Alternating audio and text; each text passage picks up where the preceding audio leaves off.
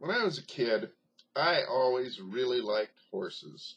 And Ed Pillar, who was kind of a hero of mine in many ways, he had horses, and we used to go and see the horses all the time. And when Scotland had the Scotty Stampede Rodeo, it was kind of the highlight of the summer, for me anyway. And we would go to the rodeo all the time, and it would be hot and sweaty and everything, but really had a good time, and it was a lot of fun. And Ed Ed Pillar, as I mentioned, had horses, and one time he had a team of horses, Shetland ponies, and he had bought them someplace. And when he was bringing them home, one of them died. The other one he decided to give to me. Well, we lived in town in Scotland, and so we used to stake Lucky, as we named him, out in our yard. We had a nice big yard and plenty of grass and stuff, and I rarely got to actually ride him because we didn't have a saddle for him, and being disabled, and it's really hard for me to sit on a horse very well without a saddle.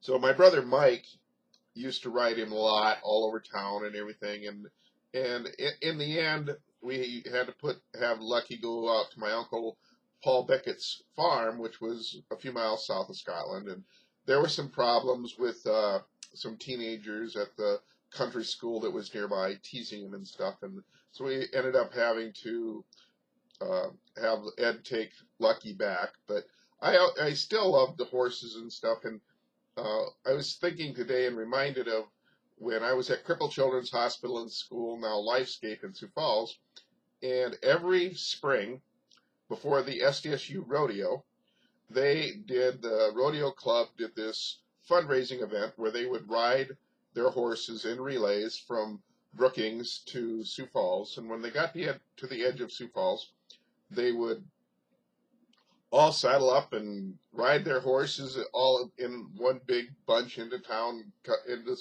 and up to the school, galloping along and stuff. And it was really kind of exciting. And then they would give us rides on the horses, and that was just really great. I mean, it really such a fun experience.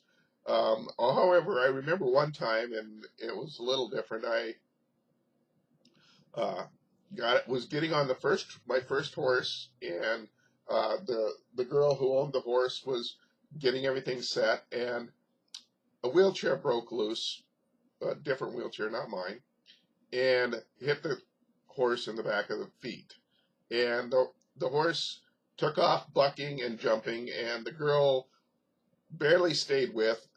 I actually managed to stay on the thing. My left foot got hooked on the saddle horn, and I twisted my ankle pretty good, and it did hurt.